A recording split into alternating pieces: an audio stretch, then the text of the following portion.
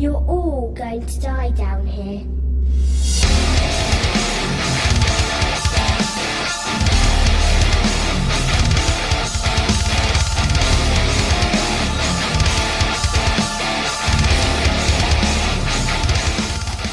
Take your fucking sip, yeah. Because whatever I say, you're probably going to spit it out. And that's how those kids got sick. Drinking beer all weekend and spitting on each other. I'm hoping to pound this one out so I can forget this movie. 8% might not do it. It took 11% to write it. Babe, I have a fever. God damn. I feel physically ill, thanks in part to the horror auteur, Eli Roth. That's right, kids. Today, we're talking about a horror classic. Ooh. 2003's Cabin Fever, the horror film that launched Mr. Roth's career.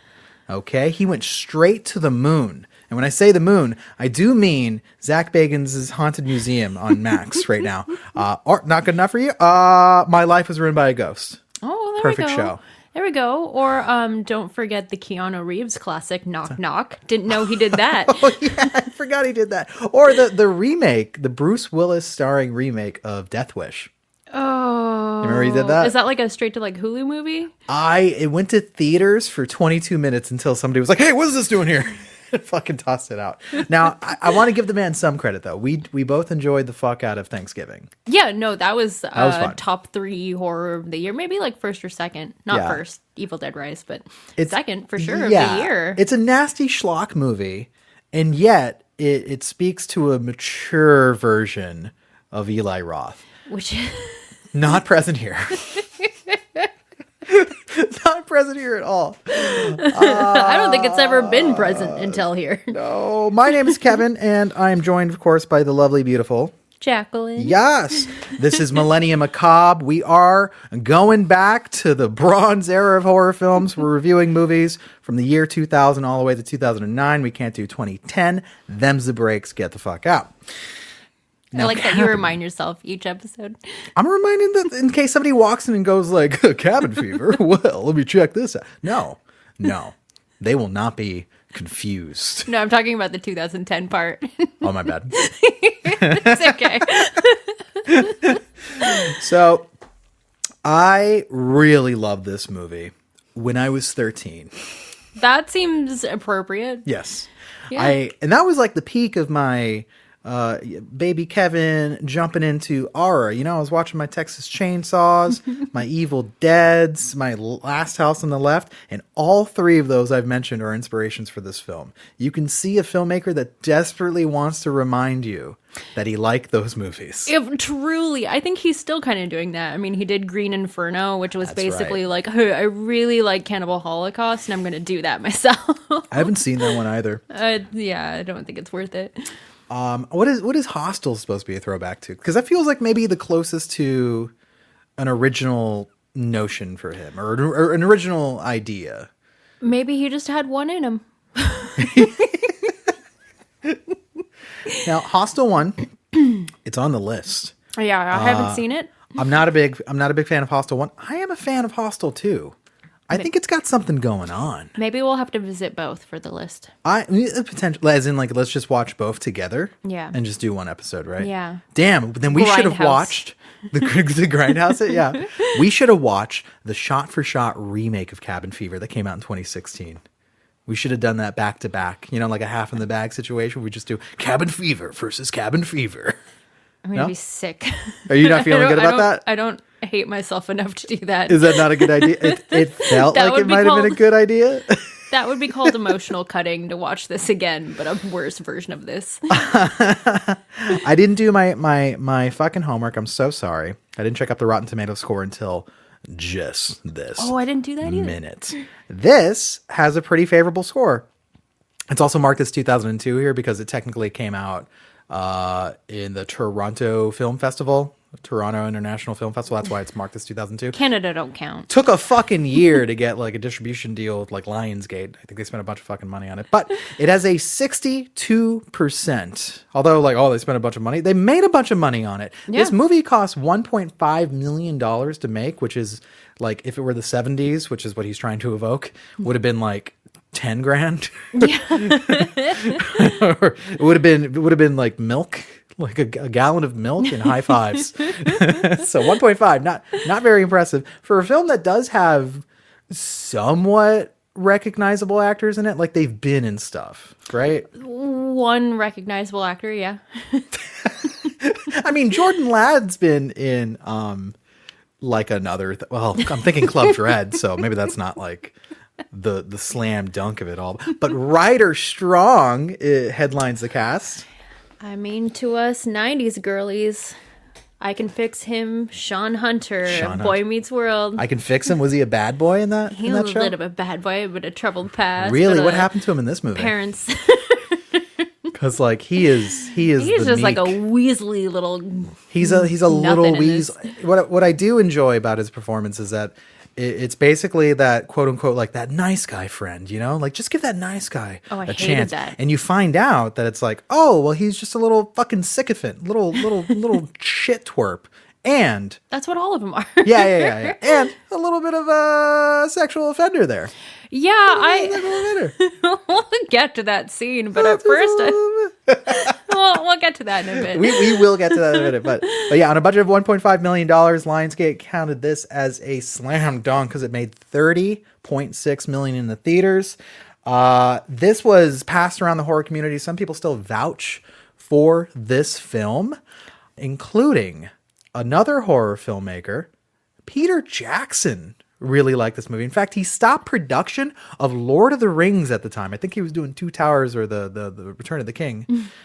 3 times. Stopped it 3 times to show this movie to the cast and crew. Could you imagine like Sir Ian, put down the Gandalf hat. We gotta go watch Cabin Fever. Vigo, I want you to look at Ryder Strong's performance and evoke this. You're not doing it. This is cinema. And then Viggo Mortensen immediately went outside and kicked a helmet and broke his foot. Just watching Ryder Strong put his whole body into this performance. That's where it came from. That was like the third showing of Cabin Fever. I mean, yeah, it's a little bit of a video nasty, right? But it like I said, like it's very. It appeals to a 13-year-old, and it appealed to 13-year-old me because it's a juvenile film, right? Very much so. And very 2002 level of standard of homophobia. a little bit of homophobia, yeah. Like where it's the easy joke, right? You want to make fun of somebody, just call them gay. That's the whole movie. Yeah. And a lot of the movie, in fact. Eli Roth. I mean, I think I have one note that says Eli Roth writing "so gay" for the 20th time. Shudders. God, yeah. This one feels like it. So the thing about horror is that it's typically like the social outcasts, the weirdos, become filmmakers, right? They like their weird stuff as a kid, their David Lynch stuff and whatnot. And Eli apparently somehow got David Lynch to executive produce this, but they never credited him. I don't know.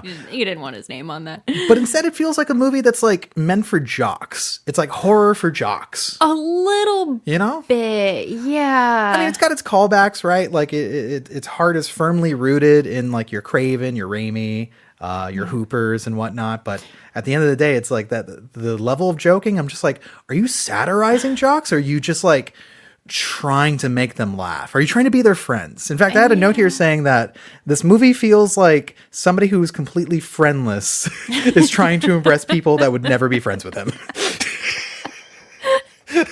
That's what so this is the first time you've seen this, right? I've seen this over multiple iterations of Kevin. Very first time. Okay. What's the verdict? What's a high level verdict for the kids at home? I'll start with, if I saw this in 2003, I probably would have thought it was pretty funny. It might have been my jam, but it's a fucking mess top to bottom, T to B. T to B? I didn't like it. I watched it on my Friday, and I was very drained from the week, and I figured why not finish the night with a movie that made me physically ill and tired. Yeah, I think if I didn't know what to expect, having seen it before, I would have hated it. Yeah. It's a bad movie. I'm going to say, it's a bad movie. Yeah, I don't have any nostalgia attachment to it, Right. so it's just taking it for face value. Like, this aged like sour milk. I don't like it. Yeah, I mean, it was a part of a very particular era of me, like, discovering horror for the first time, so I had fondness for it for very many years, and I had this conversation with Daniel yesterday, the Save Room co-host himself, and he was like, yeah, you know, when we moved in together, like, I was like 11 years ago. He's like, yeah, 11 years ago. You recommended, you said it was pretty good, and I watched it and I hated it, and I didn't really tell you. And I was like, oh yeah, it's pretty bad, isn't it? He's like, yeah, I was just confused you liked it. And I was like, I think I didn't really like reanalyze it a little bit. But that's why I like doing this. I like going back to shit and being like, all right, what's this like now? Well, yeah, You know? in early 2000 standards or a 13-year-old boy standards, you're not exactly coming in with critical thinking. Yeah. You're just yeah. like, oh, he likes Evil Dead 2 like me. Because this is a rough one. I mean, Jesus Christ. Like, so the setup is like decently strong. The premise, I should say, that Yeah. the setup of this movie is an outdoorsman playing with a dead dog and then screeching like a banshee as the direct-to-DVD title sequence starts. It's insane. But I will say, I mean, we hate on Eli Roth, and it's so easy to. He looks like a human equivalent of a soul patch. he and Zach Bagans look like they share tap-out shirts.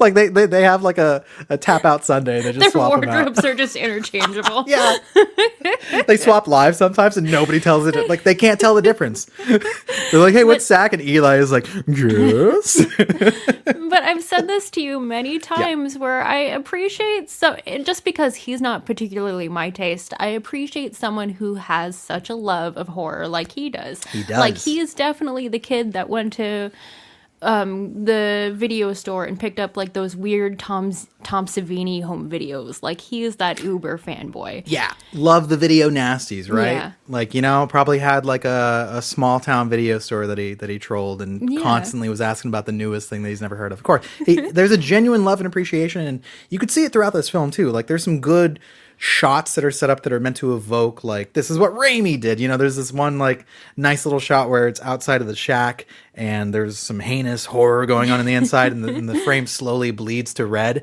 as the camera like pans up, and I'm just like, that's a guy that spends every weekend watching a horror movie. Right. Like that, like he gets it, right? But what he writes is dog shit. Yeah. Like, this script is awful. It's barely a script. It's like an amalgamation of just like random ideas that he Truly. had, and then just kind of crammed it into a cabin in a movie. The movie feels like they filmed 70 minutes and realized it was just too short for a Yeah. theatrical run, and then went back in post-production or like did reshoots to just add more gore and random scenes. Yeah. You know, and I noticed that K&B Effects is on here. You know, that's Kurtzman, Nicotero, and all the rest. They are horror royalty as well. They worked on like Evil Dead 2 and a bunch of movies, and their production company is like the go-to for like horror makeup and stuff. And they got them, and I'm like, wait a second. And so I have this theory. I didn't listen to the audio commentary since I was like 13, but I have a theory that like he showed an assembly cut and they noticed it, and they're like, okay, yeah, we could spruce this up for you a little bit. And so they started adding all the extra gore, like you know, it feels like something that's so tacked on like after the fact. And Like I the know whole it movie? wasn't. Yes, but the shaving scene with the Right. prosthetic effect, where it's like when she's shaving more and more and revealing.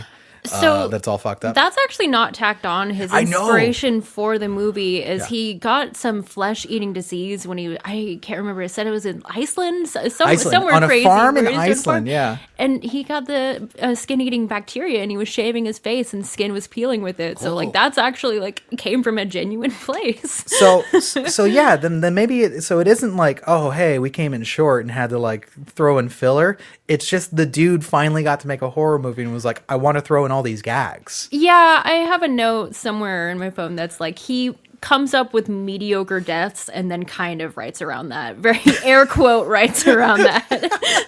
It's perfect. But yeah. So general concept, if you guys didn't know what cabin fever was, It is. It exists still. It's literally on no less. This is rare for us. It's on no less than 3 streaming apps right now for totally for free.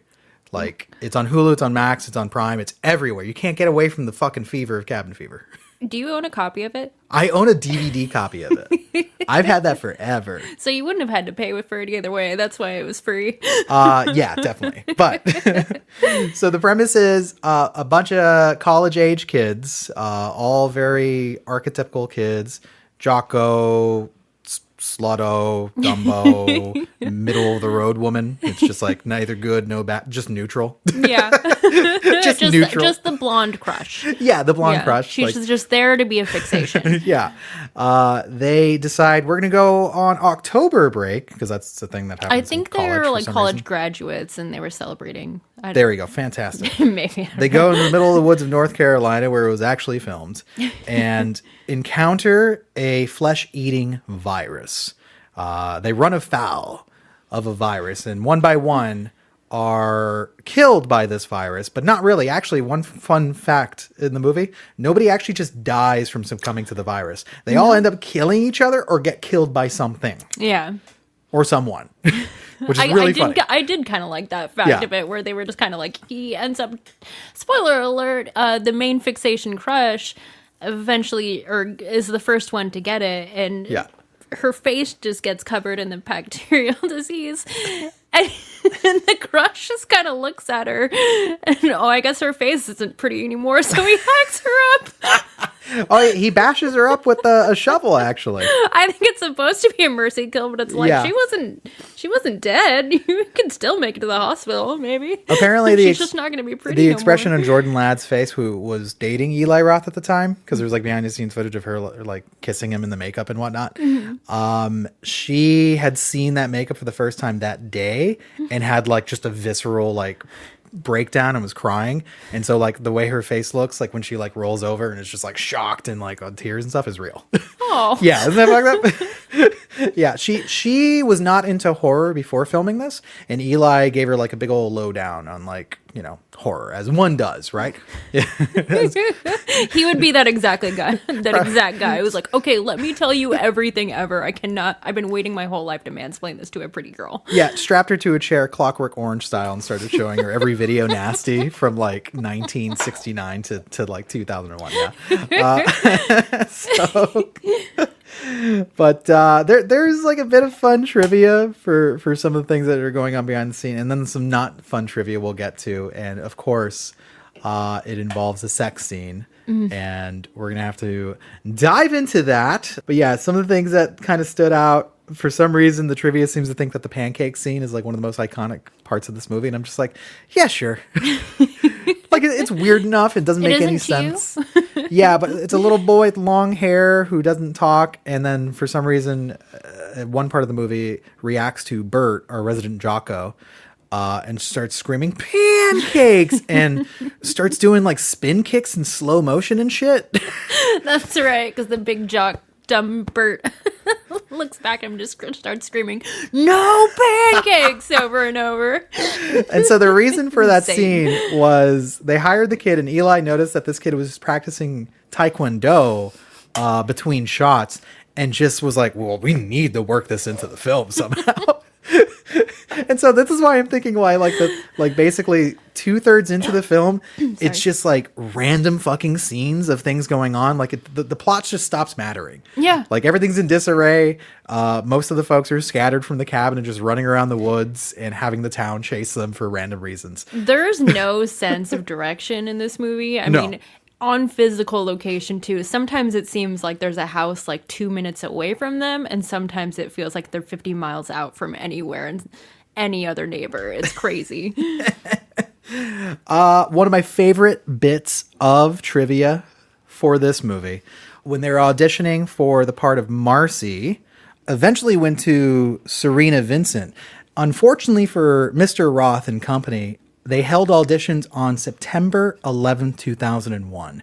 And they decided, in order to cast the part, they wanted actresses to try out one line of dialogue which features Marcy's character is just having kind of like a a little bit of a breakdown in front of Ryder Strong's character and mentions that it kind of feels like when you're sitting in a plane that's about to go down and all you want to do is grab the person next to you and fuck their brains out. I don't think anyone's ever had that thought. No one ever. I had to think about, I was like, well, wait a second, what? This is how Eli Roth thinks girls think, I think. Yes, right.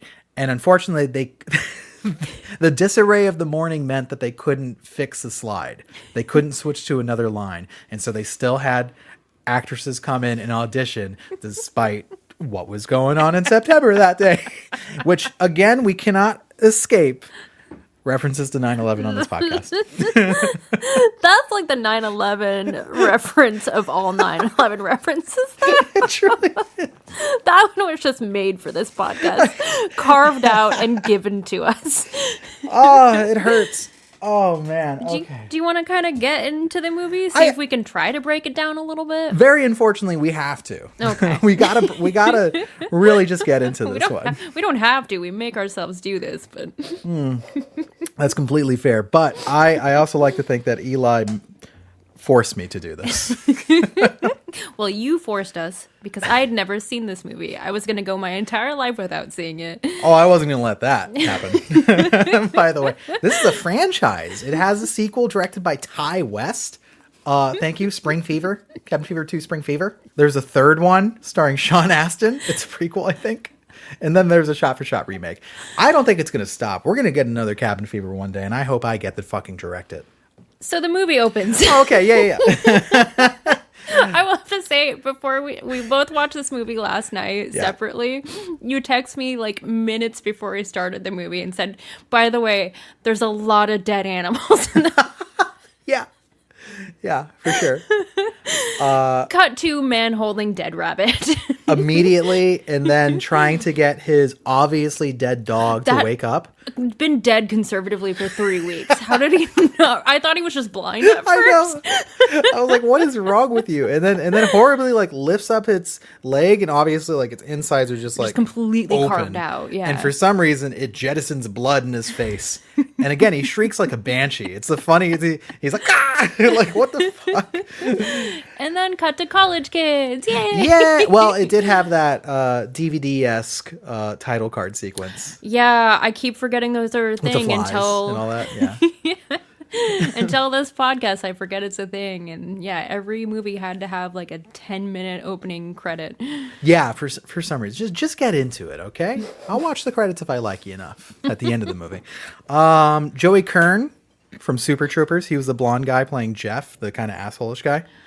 Right, I thought I recognized him. Yeah. That my first note was Super Troopers. Yeah, and then Jordan Ladd went on to be in like I said before, Club Dread. So a lot of broken lizard action happening here. Huh? That's for the kids at home. Oh yeah, one of my notes here was K&B did effects for this, like for pro bono. Oh shit. Okay. So the first thing we see is our college students. Our rampant college students ready to drive away into their new cabin fever adventure. The quote-unquote bimbo yells like, don't go to college, screams at a child that's there randomly for some reason. Like on the road? Yeah, just hanging outside the college by himself. Screams, don't go to college, it's a scam, which like definitely feels like an Eli Roth, like, I'm gonna make big money in Hollywood and show them all that I didn't go to school kind of moment. He definitely went to film school, so I don't know what the fuck he's talking about. But it's true though.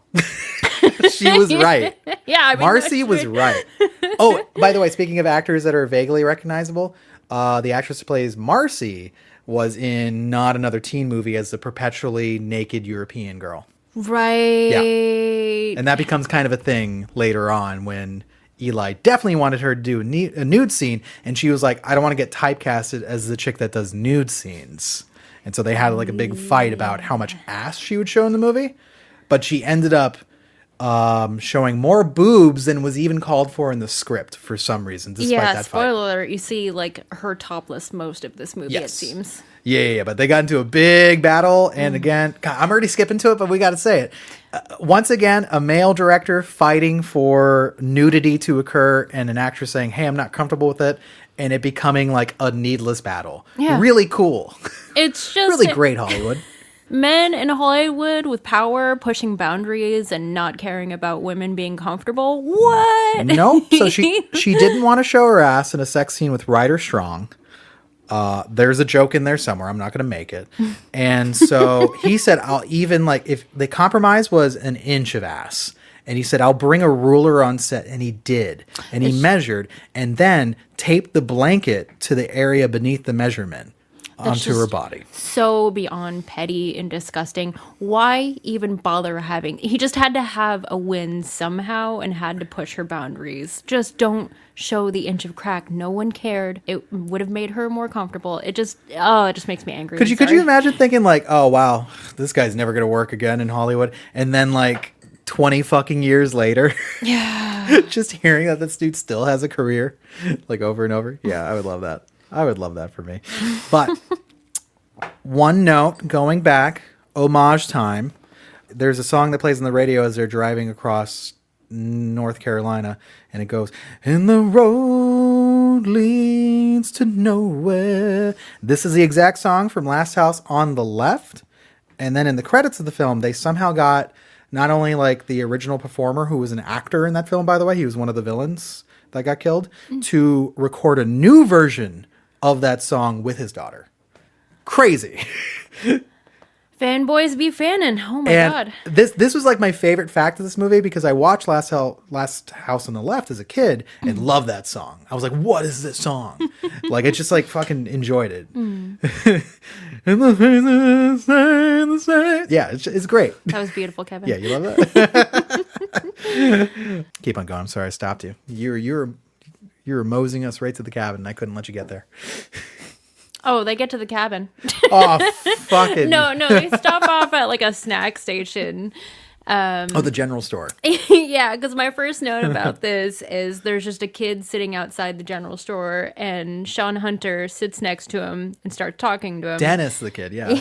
And my note says, weird. But then the kid bites him and I write, slightly weirder. Ratchets up a little bit there.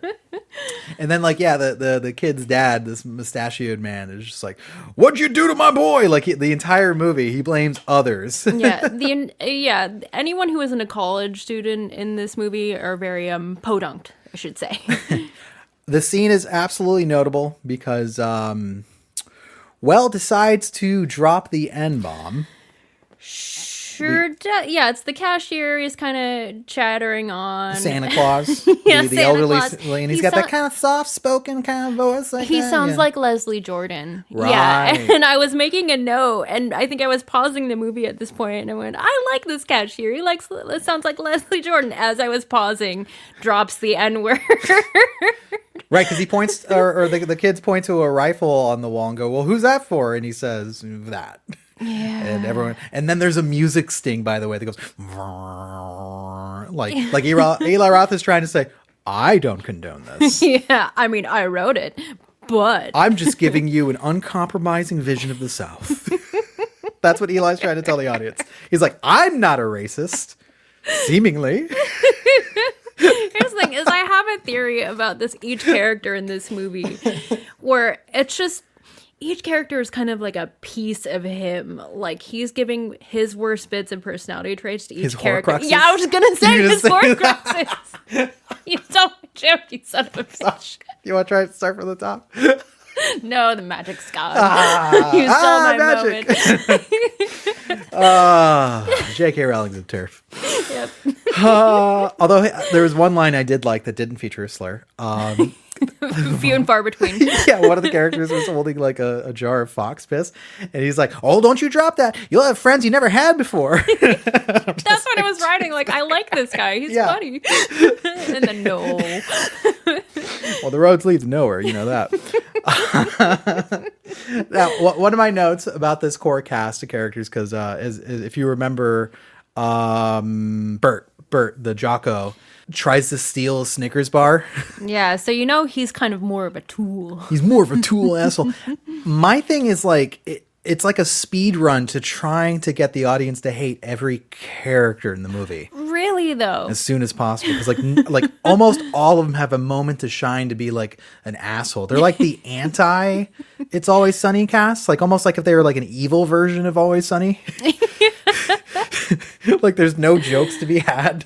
That was the confusing. Okay, I told you this earlier that I didn't know this was a comedy, and I didn't.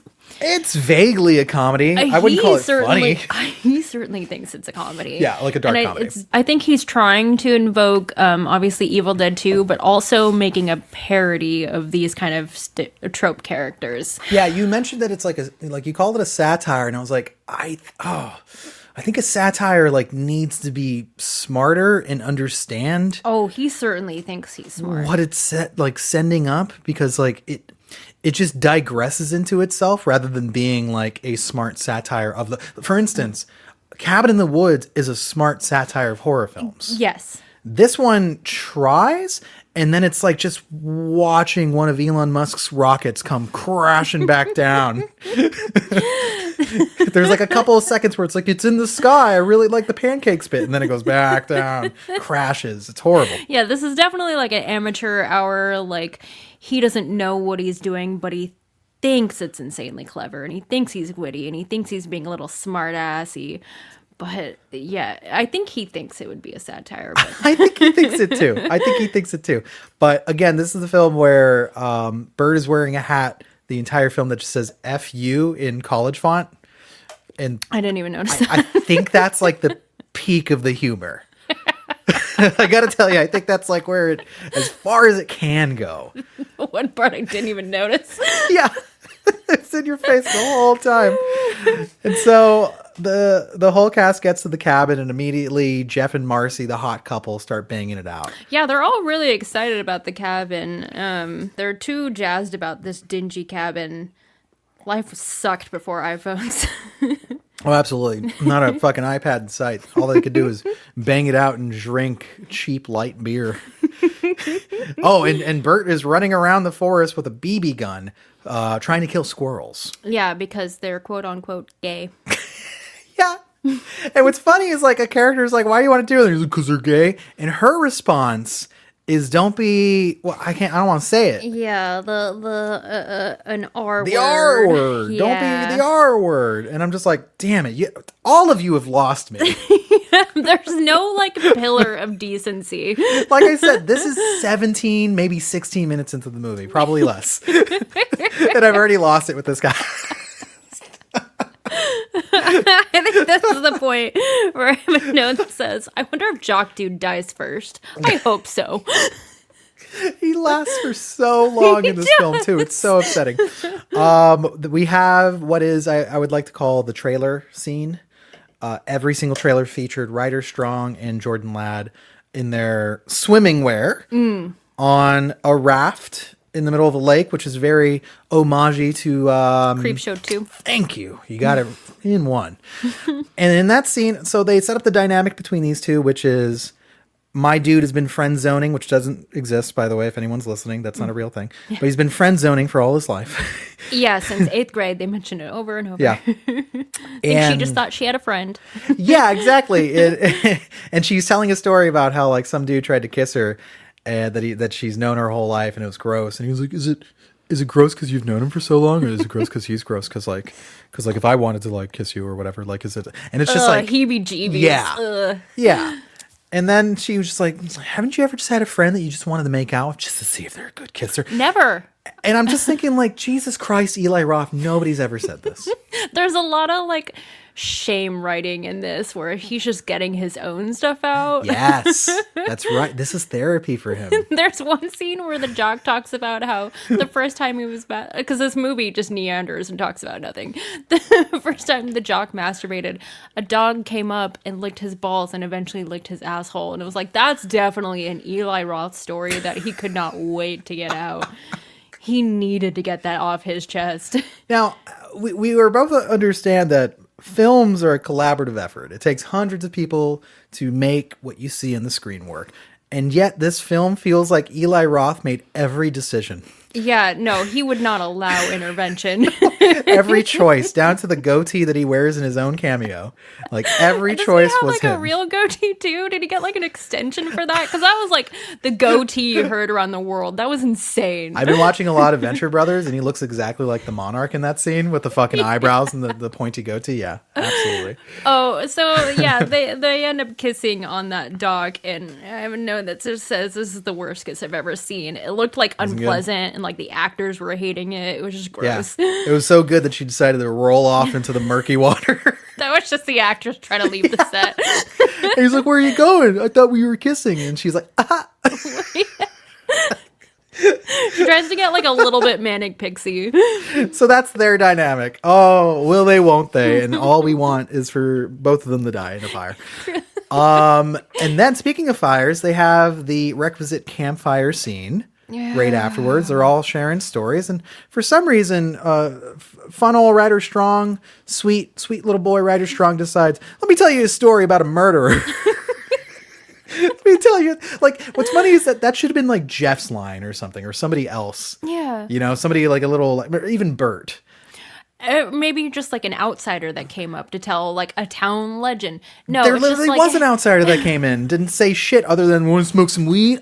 Ooh, face. aka Eli Roth cameo. Eli Roth cameo. Which is like felt grosser than a Quentin Tarantino cameo that he puts himself in his own movie.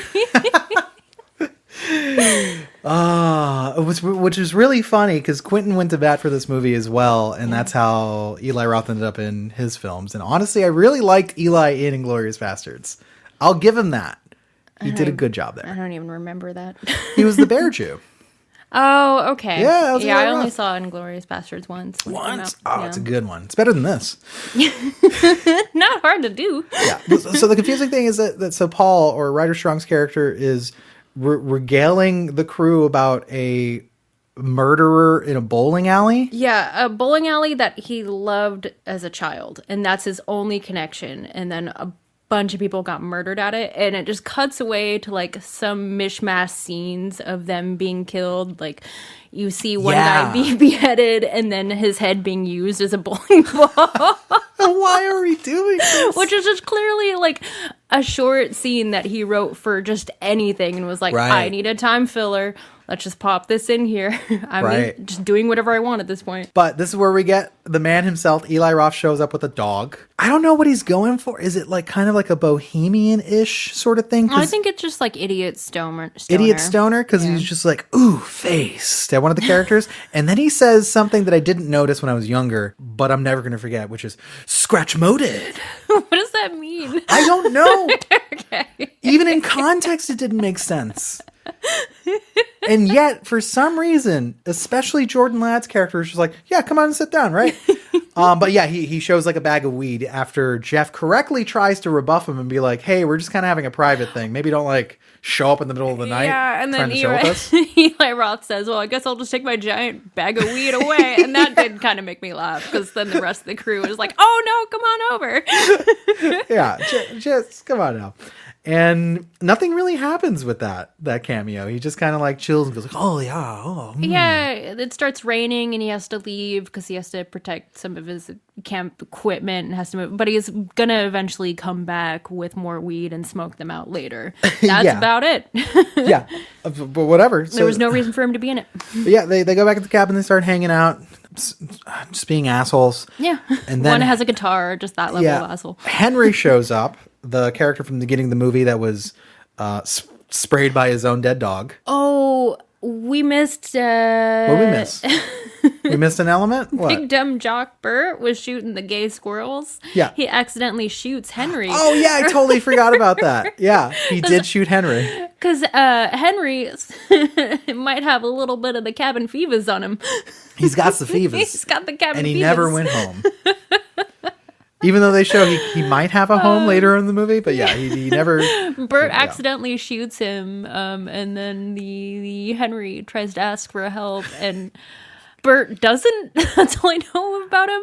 Yeah, which makes sense for the character, Yeah. right? I think he just kind of fucks off. He's like, go, get away, and then he just leaves. He just gets freaked out that he's covered in the. But he in the shows up that phoebus. night.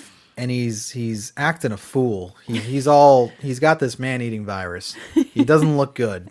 He's vomiting blood everywhere and shit, and I think he tries to like jump into their truck. That they came in, he does. Yeah, and he starts just like spewing all over it, just like bleeding all over the place like crazy.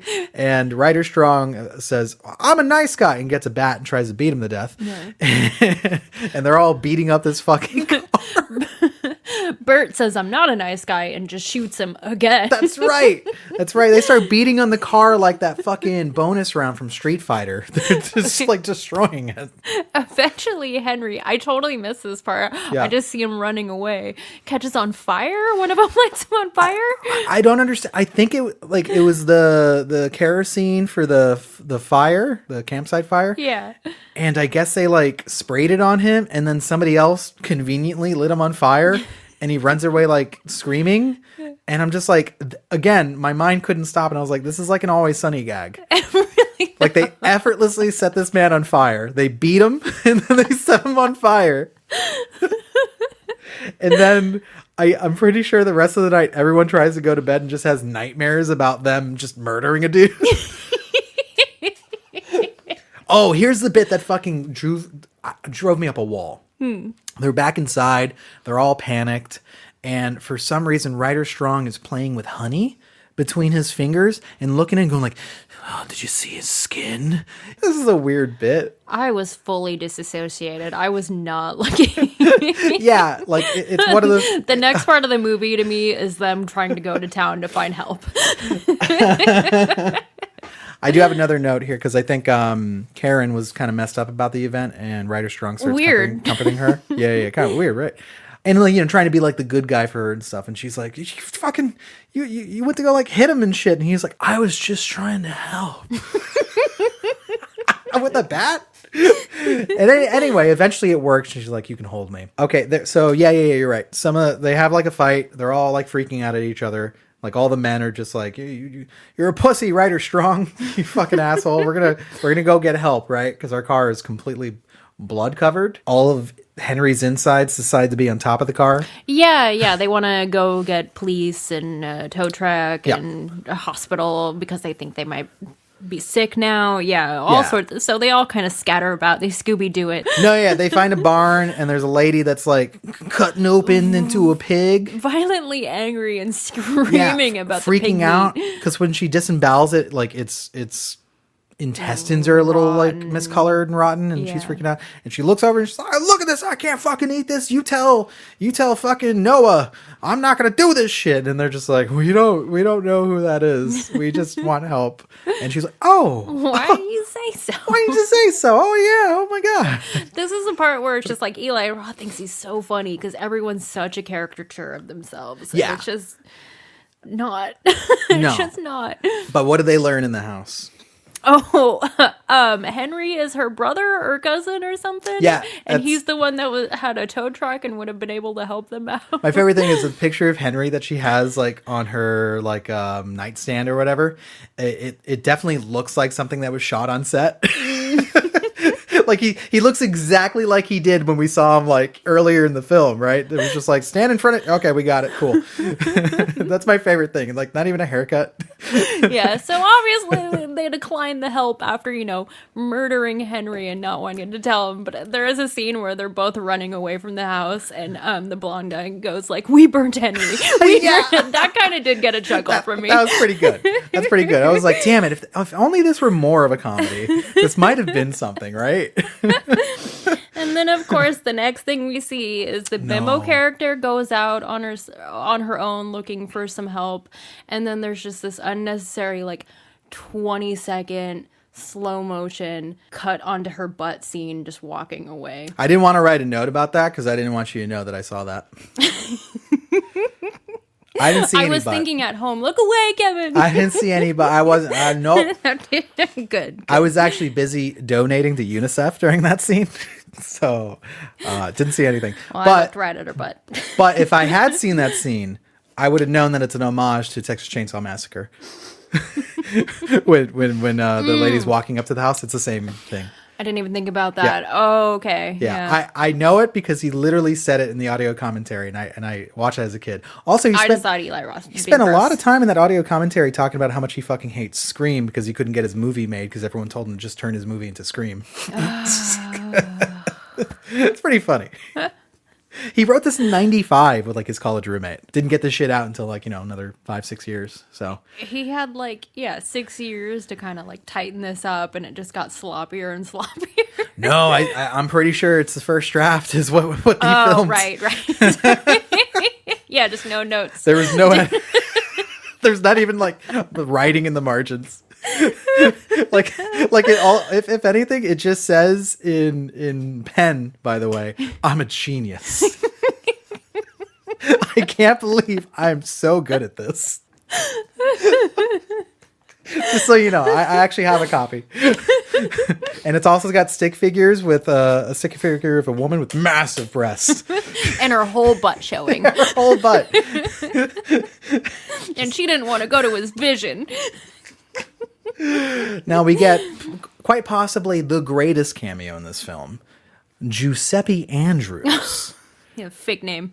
Fake name. We cut back to the house. Ryder Strong comes out. There's a police officer out there wearing ill-fitting clothing.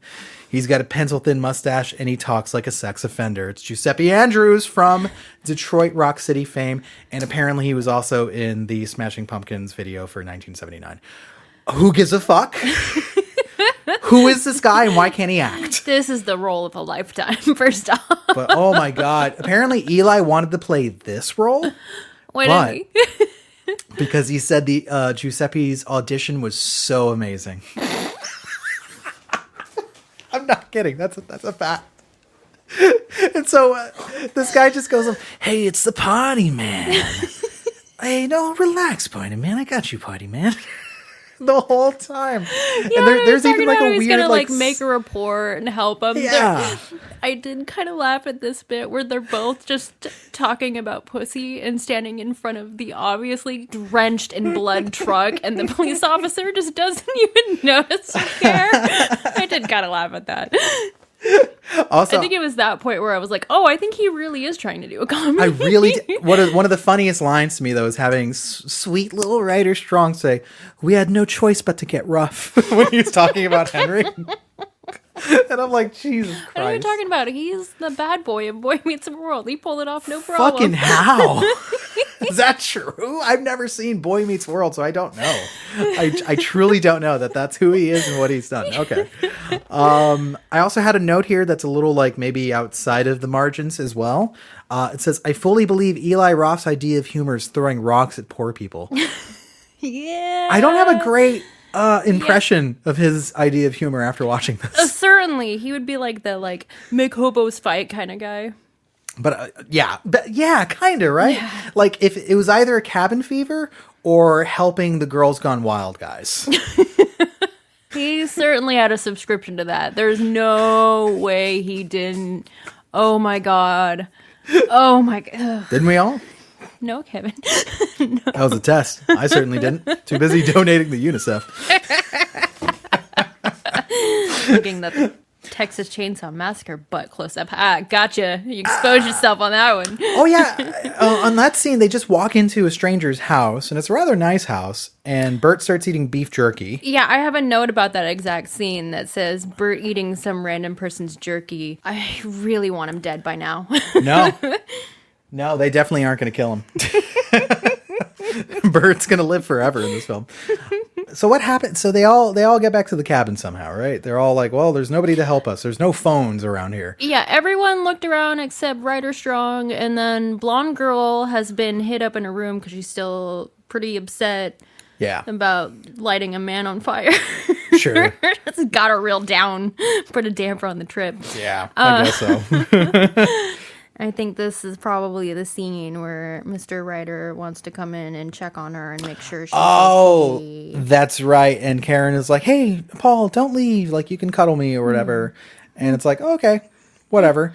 And then we get to the next scene where she is very obviously asleep. I mean, her sleep looks disturbed. Like, she's kind of like moving around. It took me a moment for this where it was just like, well, this seems like a surprisingly like tender, sensual fingering scene. Yeah, and the music too is like, this is like a sweet, you know, And then like we're supposed to think it's a sweet thing. And then I had to go, wait a minute. She's not awake, is she? No. So No. this would be sensual to Eli Roth. Right. To finger a woman while she's sleeping. That's what this scene is. Like, I want that. Like, I understand that it subverts into horror. But, like, are you fucking joking? Yeah. Like, I could not believe it.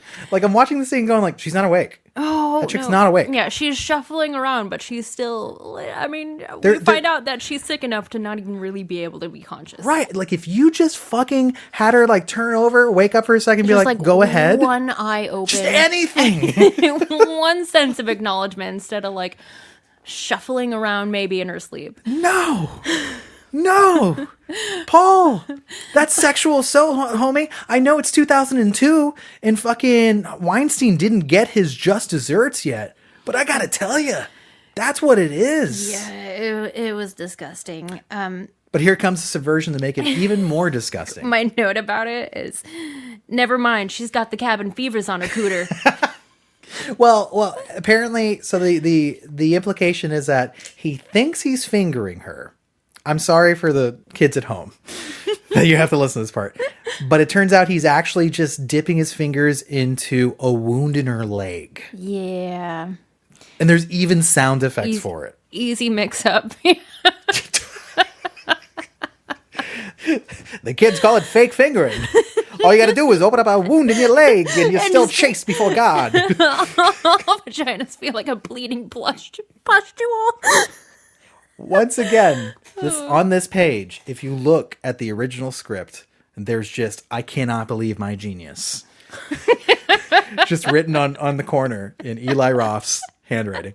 I think the funny part about it is Ryder Strong you don't see the wound on her leg beforehand. No. You just see him pull up her fingers and they're just covered in blood. Yeah. And it's just like, maybe she's just having her lady monthlies.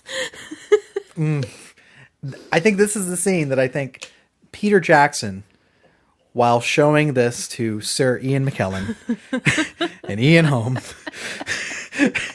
and Sean Astin, who would later, by the way, star in the third Cabin Fever film. Thank you, Sean Astin. Well, at least we know it. He said this is a winner. The movie had an effect on somebody in that cast. I cannot with this. You know, Ian McKellen doing months of horse training to like ride around on shadow effects. No. Come look at the scene. Come look at Eli Roth goatee. But yeah, you can see in all caps on here in my notes, it says this man is sexually assaulting a woman and they're playing a light melody. Yeah, not great. You know, this really like harkens back to the era of like American Pie level of just consent doesn't really matter because we're rooting for him. Bert was in American Pie, by the way. Of course he was. Mm-hmm. Of course he was. Yeah. There was like an early 2000s, late 90s level of like everything was Porky's. Everything didn't matter. Yeah. Women did not matter. It was just disgusting. How did we get back to Porky's? Because Porky's is from the 80s. Yeah. Maybe it just never left, but it was just like that was like so like the pinnacle of comedy in that era. Or go back to Revenge of the Nerves. Nerves. Yeah. The Nerds. Yeah. Revenge of the Nerves is my Cabin Fever spinoff of that movie. But yeah, it has a sexual assault scene, but it was just played off as a joke in that one. So yeah, again, it's just we're staring at the true horror of Millennia Macabre right now. No wonder why millennials are so fucked up. I was watching like they're just little boomers. The 10th time of just the homophobic like context of just calling things gay. Like sometimes I think every now and then, why was it so silly? Why did I take so long to like come out as bi? And then I see things from that era and I go, oh, that's why. Oh, right. Because I would be ridiculed or because it was considered a bad thing and funny. Right. Or minimized in some way. Yeah. So Karen, as a reward for being groped in the middle of the night by Ryder Strong, is Wilford Brimley'd into a hut. Yeah. They absolutely quarantine her in just like a nasty tool shed. Yeah, they're all pretty adamant about it. Bert is like the biggest douche about it. We needed like Bert's level of social distancing in the pandemic, and we would have noped COVID in the butt in 2 weeks. Would have been done. I keep on forgetting. So there is like a plot element. Eli Roth's character, his dog's name is Dr. Mambo, by the way. Oh yeah. Had mentioned something about like they only drank beer at his college campus, and then like Bert was like, "Oh, for the rest of the weekend, we should only drink beer and not water." Yeah. As like a challenge, and that is the explanation for why Jeff never gets infected.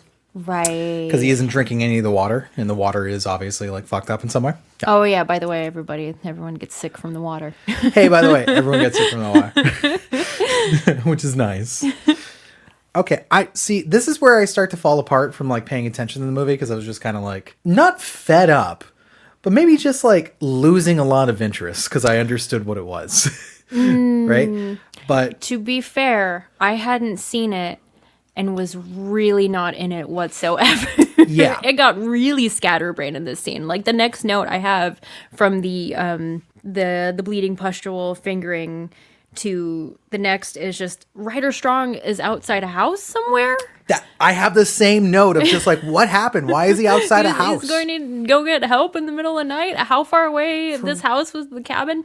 Anyways, peeping in on a woman. Our hero. She's buck ass. And she is putting out candles with a candle putter outer. Yeah. What do you call that thing? No, you got it. Yeah, okay, cool. And for some reason, he just can't stop peeping. He's just a little fucking creep. Which, I got to tell you, as a vessel for perhaps Eli Roth's perspective on women, Ryder Strong's character doesn't leave a good impression, because he switches from like massively wanting to be like with Karen to assaulting her in the middle of the night to peeping on a different woman completely, and then eventually hooking up with a completely different woman that he seems to have no interest in. And this is still definitely his sympathetic hero. Yes, that's my the problem with thing. this movie. Because you're supposed to be like, well, you know, he's still like a good guy. Nope. Why and how? Nothing he's done is good. He beat a man with a bat. And I hope, I know if you were to ask like 50-year-old Eli Roth now, he was like, this was all the point. Yeah. No, that's my clever writing in action. And I mean, we're not supposed to like every character in a horror movie, and a lot of times, like, you know, the main character may not be sympathetic, but it's just so funny that the way that like Ryder plays the character of like he's sweet little soft spoken, like Right. there's no shoe drop for the character where you're like, oh, you're a fucking son of a bitch. No other character looks at him and goes like, you're kind of a skeeve, dude. Well, even when he hacks up the girl that he unwittingly fingers in the night, it's still like, oh, look what he has to do for her. Yes. But when he's peeping on the woman, this is the note that I accidentally texted you last night instead of writing it in my notes. That's where right. it says, that's a reasonable reaction. It's the husband of the woman that's nude in the window. Right. Pulls a shotgun on him. What's really funny is like, so he's patrolling his house before he bangs out his wife. Smart. You know what? Gotta hand it to him. I don't exactly support. Sorry, I don't support guns, and I won't own them. But if you don't pull a gun on a man that's peeping in on me, then why am I here? Why are we in this? I will. Okay, thank you. I will. What's really funny though, like when Ryder's like, "Oh, please, I'm just trying to help," or like whatever the fuck, he still has a bat in his hands. So like he should have got shot. Also, like, why did he have to look in the window? Why didn't he go to the front door and knock? Go to the fucking front door. What are you doing? Why? Oh He's Jesus. a Anyway. little Weasley little creep.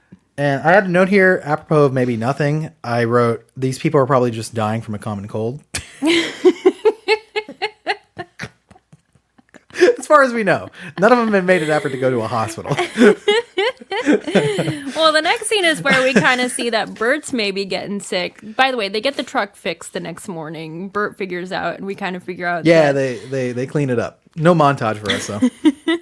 But the weird thing is, like, it kind of starts on his genitals too, so I didn't know if, like, Eli Roth was making a statement. Like, why is it, like, red and pustule and starting at their genitals? Like, is he talking about the rampant STDs in college students?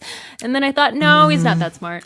There is a juxtaposition of, like, sex and death, like, constantly in the film. Yeah. I don't know what the greater message there is about it. Like, yeah, dude, life is about just like fucking and dying, I guess. And thinking about fucking moments before you die on a right. plane crash. Like it's there. Not sure that there's any like closed loop to the idea. Yeah. Like it doesn't really matter to the end of the movie. Yeah, there's certainly no message here. There's no. No.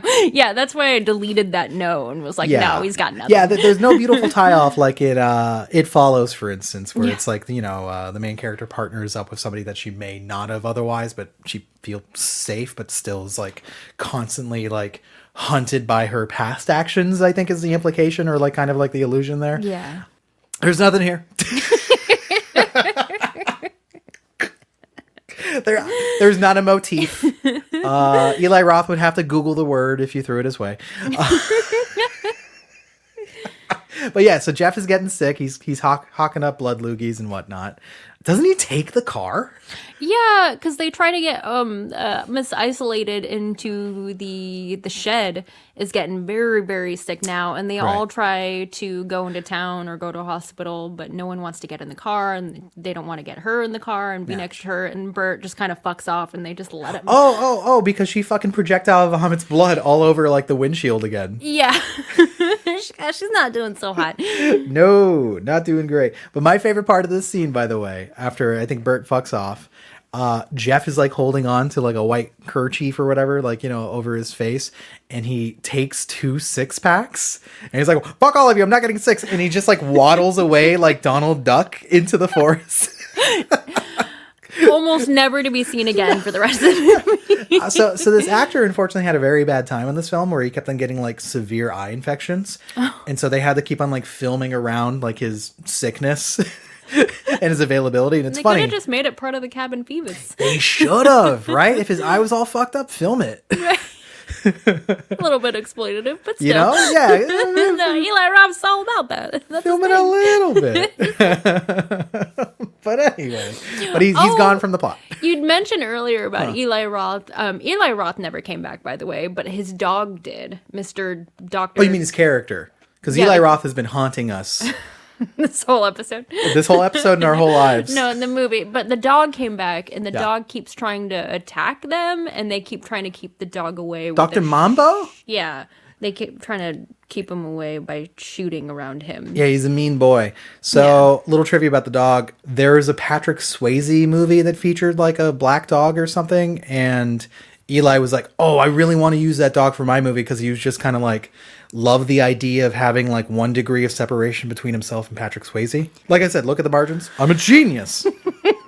But the dog was actually very old. It was like 4 years between whatever fucking movie that was and this one. Yeah, it was like a movie from '98. I forget. And the dog like didn't really like perform in the scenes because he was just old and he had arthritis at that point. He was just a poor pup. Yeah. And so they only had like a minute of footage after filming a whole day, and they didn't have anything that like looked scary on film. So they ended up just getting a police dog that was so fucking dangerous that they couldn't have the cast or crew outdoors with it. They were all standing on top of trucks or hiding within the set itself. Jesus while they were Christ. filming this dog. That's real amateur hour. Like an active threat on set at all times. That's horrible. I think I want to see a documentary about the production of this movie. That would be more interesting than this movie, and probably more coherent too. 1,000 fucking %. So here's the thing that I just wrote what in all caps, and it's about Marcy and Ryder Strong hooking up. Oh, this is the infamous 9/11 scene. So apparently, like either in the original script or scenes that were cut, there was a more of a big back and forth between Marcy and Paul's characters, where they would have things that kind of like set the bedrock for maybe them like hooking up in some way.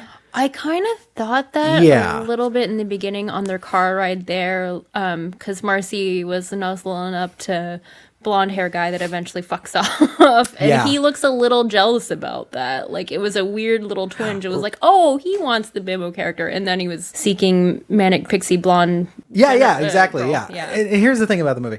I don't want it to be any longer than it is. It's already too much. It's only 85 minutes and it's still too long.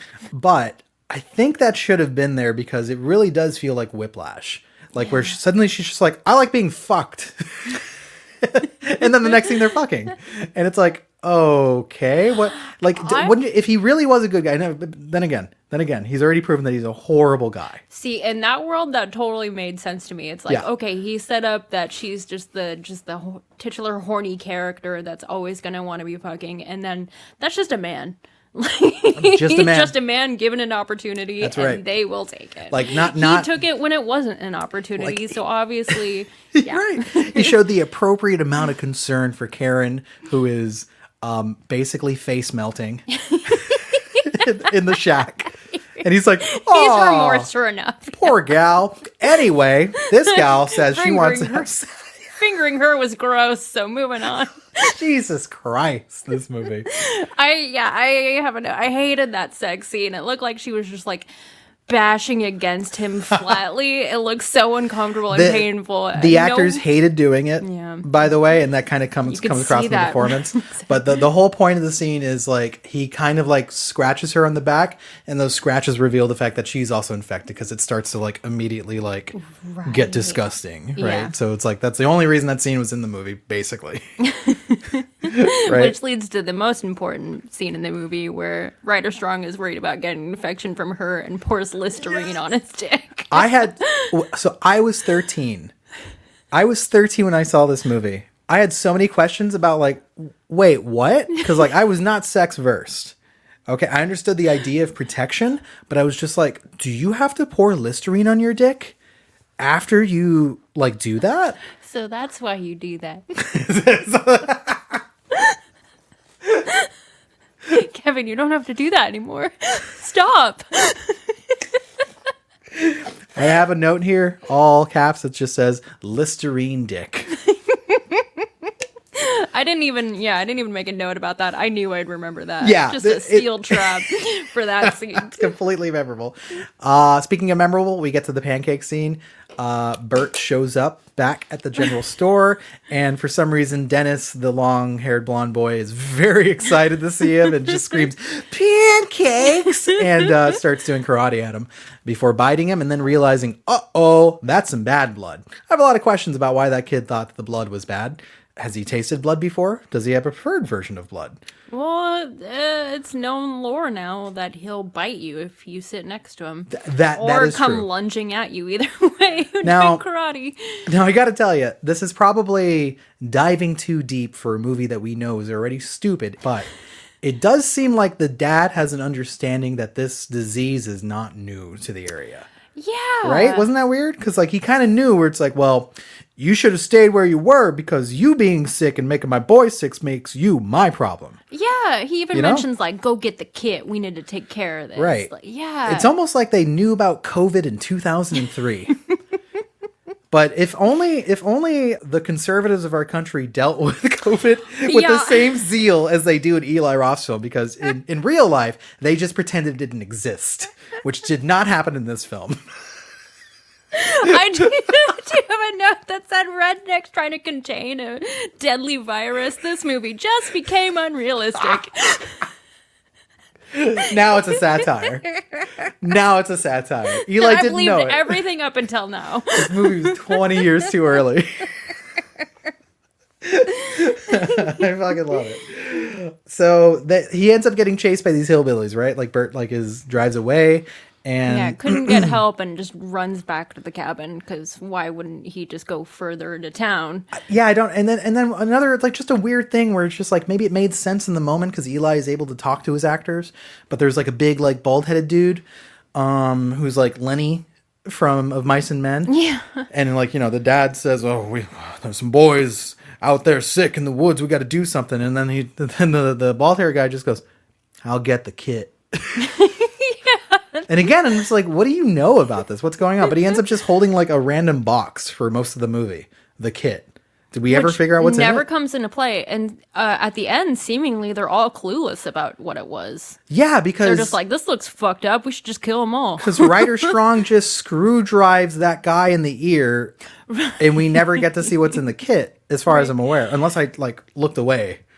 I don't think there was anything. Yeah. I don't... Okay. I want to know what was in the kit. Oh, eventually Ryder Strong figures out it's the water. That's all that's going on with him. Now. That's true. Because he looks at the water reservoir and sees that there's a dead body floating in it. Yeah. And what's funny is that's all the confirmation you need, homie. Why did he climb the ladder down?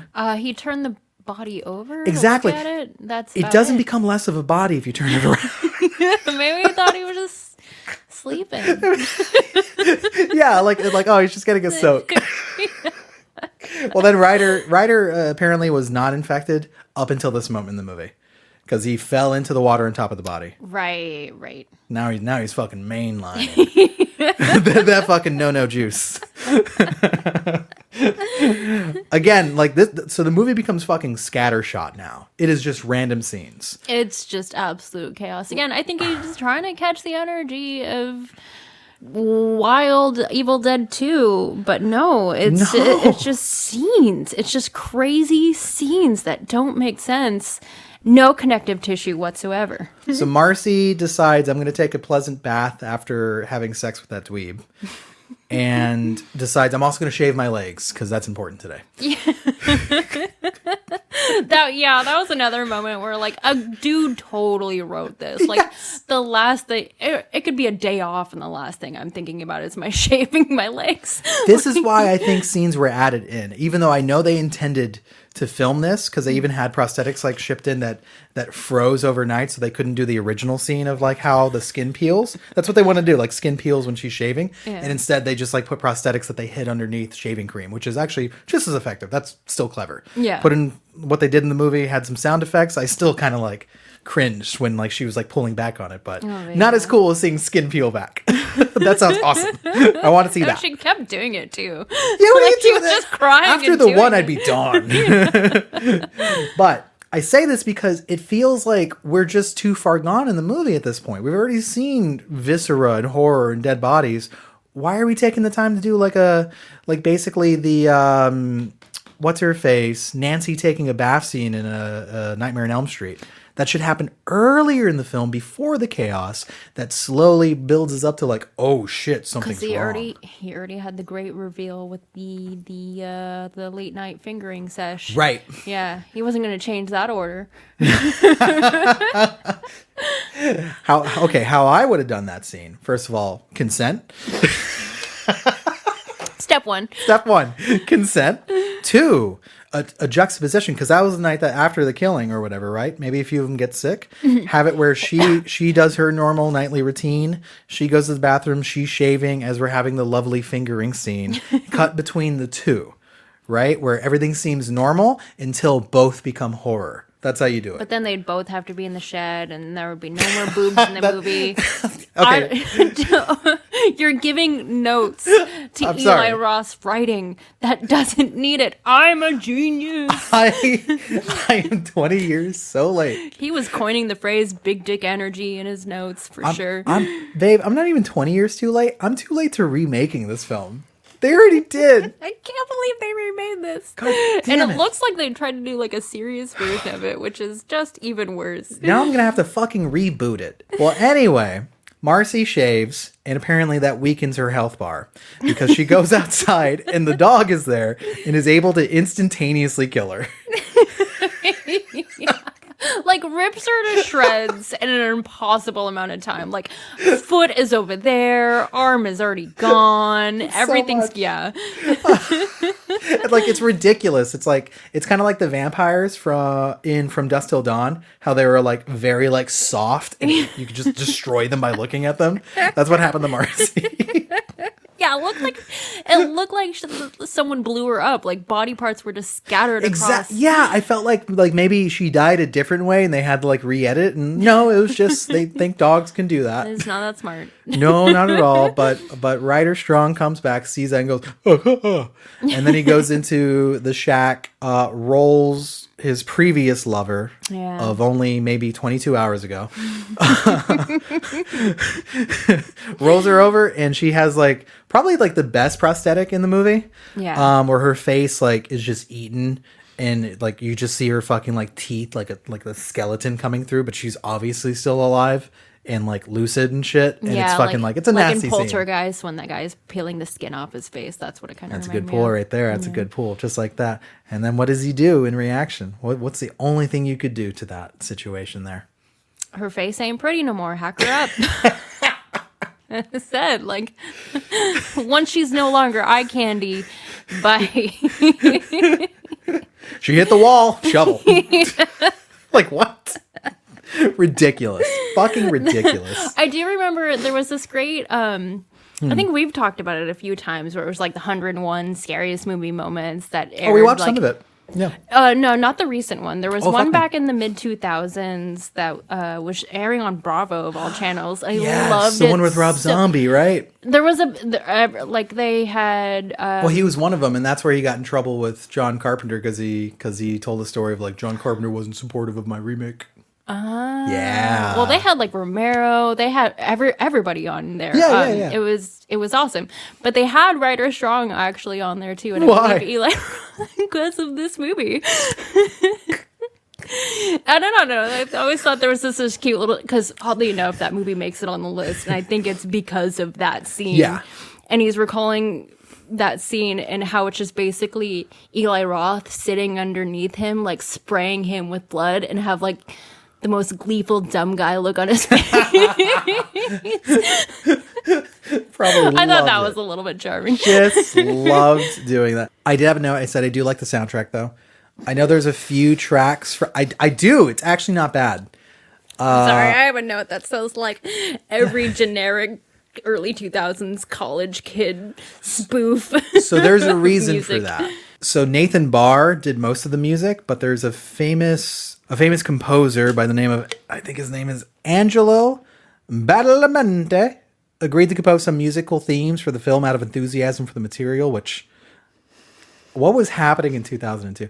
However, the bulk of the film score was composed by Nathan Barr. Some of the music selected for the film was deliberately chosen by Roth for their connection to other horror films. So I do like the music in the movie.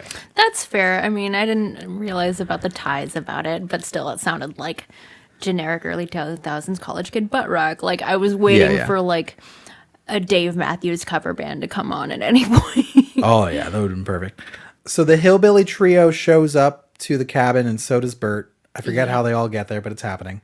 They murder him pretty quick. They murder Bert. They blow his head off with a shotgun because he aims the BB gun at one of them. Yeah, and all the rednecks get murdered too. Bert gets one of them, and then Ryder kills the other two. Right, against all reason. Ryder Strong is able to screw drive, kill one of them, and then the other one is, this is another trailer shot, by the way, where he takes a stick and stabs it into the other dude's back, and then it's just like the shot only shows like him stabbing the stick, and it just kind of like bouncing back and forth in the dude's like back, but you don't see the dude, and it's actually a cool shot. I'll give him that. It was a cool shot, and Ryder Strong's covered in blood at this point. Just head to toe, covered in blood. He's sick. He's coughing. He's Ryder weak right now. Yeah.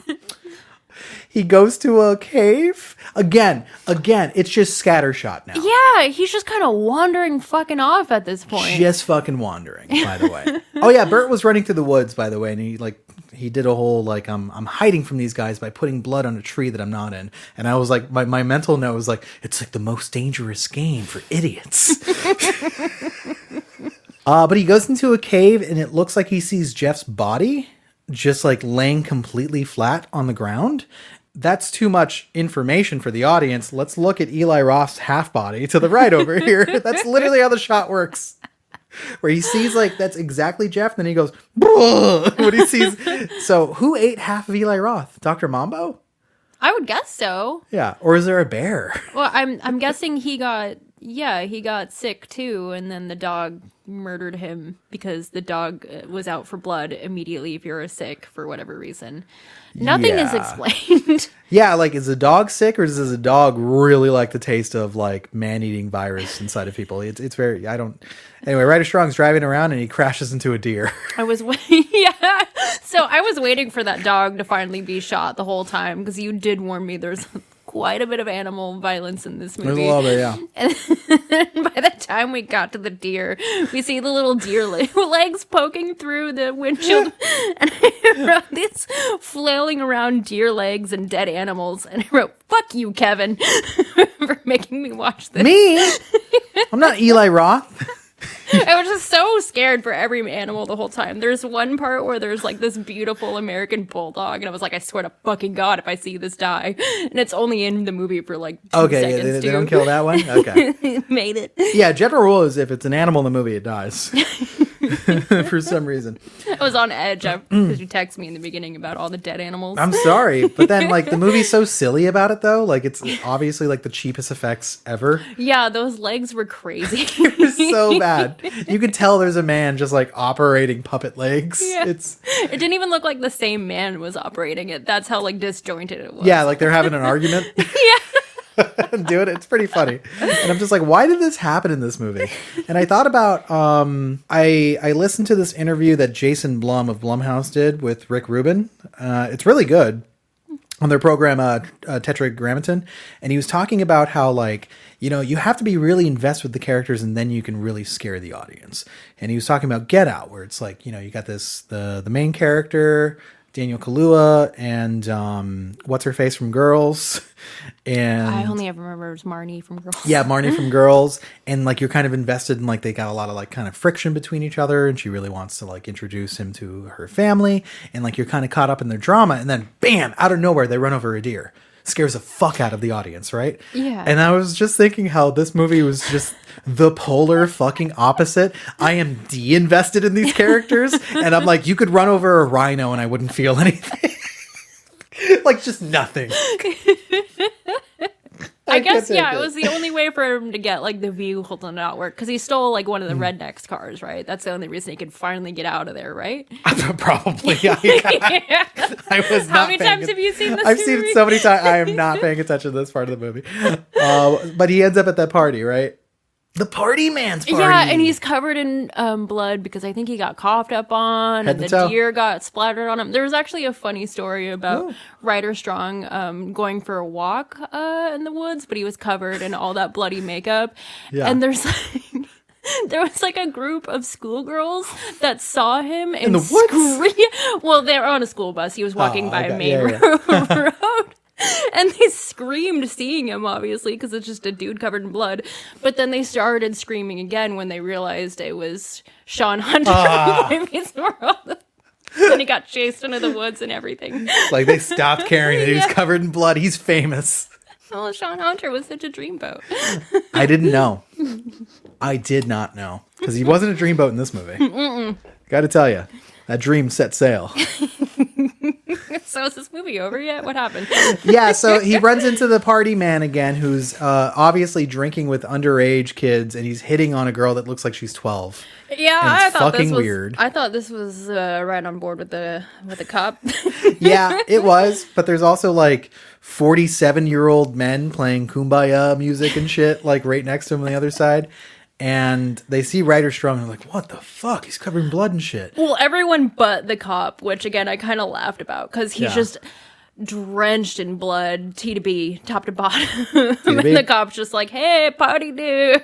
It's a party man. Party man. I'm so fucking sorry, party man. I was going to send a tow truck your way, but then I had to send a tow truck to the tow truck. Yeah, just fucking Yeah. ridiculous performance. But everyone else is freaking out about him. And the sheriff calls Giuseppe. Hey, there's these kids that are sick out in the cabin. If you see them, shoot them on sight. Yeah. And I'm like, honestly, I live in the year 2024. That's appropriate. That's what cops are like. Yep. That's absolutely. I like that everyone in that group is just like looking around and staring at the bloody guy, and then Giuseppe is just like, "Well, I don't know. I don't think I'm supposed to shoot that guy." Yeah. But my favorite, like, one of my favorite gags in this movie is one of the guys tries to hit him with a guitar, but accidentally hits his friend playing a harmonica. And then the next part is like there's a harmonica stuck in the guy's throat, and you can hear it as blood is shooting out of his mouth. I did have a note about harmonica lungs. Yeah. Harmonica lungs. It's a goofy ass movie. Oh, I missed a really good line when the hillbilly trio showed up, and they look at all like the blood and like Marcy's foot was also torn off, and obviously in the scene just showing in the background, one of the guys goes, "It's unchristian." It's the only good line in this movie. That's your line? Yeah, that's my line. I didn't hear it. Yeah, so cops want to deal with this off the books because they're not equipped to deal with this. They take Ryder Strong to the hospital. He sees a weird bunny because, like, Shining reference, I guess. Is that what that was? Yeah, like there's a man in a bunny suit. If you look, by the way, very closely, you have to pause the movie to notice it. Dennis the karate boy is the one that's, like, in the bed, and the bunny's giving him pancakes. Oh, my God. I hate this movie. Welcome to hell. But yeah, what do they do with Ryder Strong? Then they just like take him and just like drop him in the woods somewhere. Yeah, I don't know what happens to him. It was something They like just that. say like, "Hey, we just need to get rid of him." Yeah. That's about it. Yeah, and then like the lead sheriff dude is just like, all right. And then we cut back to the cabin because why not? It's called Cabin Fever.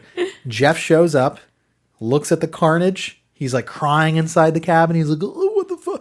Oh, they're all dead. Oh, they're all dead. And then he realizes... Immediate turnaround. Immediate turn says, I'm the only one that lived. I made it. And it screams, I made it over and over and over to the point where like, obviously he's going to be killed. Yeah, We get so it. overplayed. Yeah. Completely overplayed. He walks outside and gets gunned down by every cop in Louisiana or whatever. Yeah. North Carolina. At this point, I have Eli Roth. You're so funny. So fucking funny. Subversive. There's two children we've never seen before in our lives. In my life, certainly. And they're down by the old watering hole, the reservoir, because they're taking water for their lemonade stand. And I got to tell you, I'm pretty sure even in 2002, we knew not to just like drink canal water. Right? Backwoods children? I don't know. I could see it. I mean, it's North Carolina. Yeah, backwoods children. My sister lives there. Well, they go back to the general store. They set up a lemonade stand. They're selling lemonade. The police officers that have been doing a diligent job killing every college-age student in the area decide to take a load off. Yeah, they buy some of the lemonade with the poison water, Yeah. the cabin fever water. They got the fever. My only note about that is at least the cops drink the water. A cab. Yeah, at least we got some comeuppance in this film. And then, so we see some black people walking down the road. And I got to tell you, there is a generic hip hop beat that plays under the score to remind you that this is all unmistakably racist. Like, there's no way to mistake that there's good intentions occurring on screen. I got to tell you that I think that's probably racist. You think? Yes. But they come into the shop, and our Santa Claus, who owns the general store, Leslie Jordan, like starts like moving very quickly, like he's got consternation on his face, and he has the gun, but then he gives it to him, and he goes like, "Hey, what's up?" And he says words he shouldn't say with his pigmentation. Nope. But that I don't is... think anyone informed Eli Roth just because they gave you the okay, or you think they gave you the okay. It's okay to say. Nope. Oh, Eli Roth is definitely that guy that's like, I have like 3 black friends. Yeah, they told me it was okay. I could put it in my movie. And so that's the payoff to the racism earlier in the movie, where it's like, ha, got you, audience. He's not actually racist. He's saying shit he shouldn't say. That's okay, he's old. But he's got the okay. And then cut to credits. That's how the fucking movie ends. Impossibly, this is how that movie ends. No movie ever should end that way. Like, are you fucking joking? I literally, my note was, and that's it. A movie that doesn't know how to end. Can I tell you, my jaw just dropped for a good 30 seconds. That is not how I needed to end my week and my night, and I could not believe where I was, and I felt different by the end of that movie. How did that end that way? What the fuck are you telling me? I could see the entire Lord of the Rings cast right now reacting to that ending as they're filming like one of the greatest epics of the last 100 years.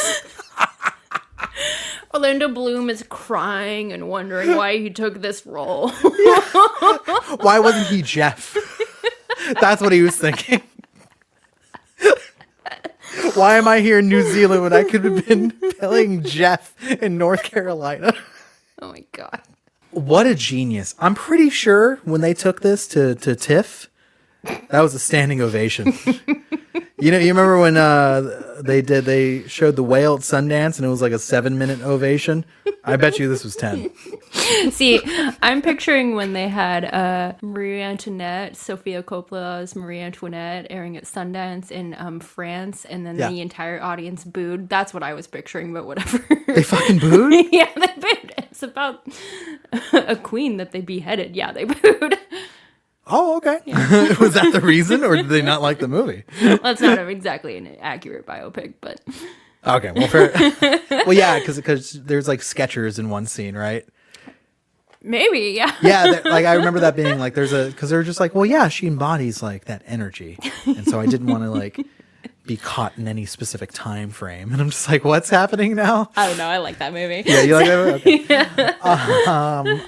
So Cabin Fever spawned 2 sequels, 1 remake. Mm-hmm.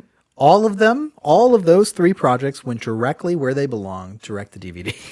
The first one belonged direct to DVD. The first one belonged to the canal. Direct to VHS. But it gave us a new horror auteur. What if he fucking nice listens to this?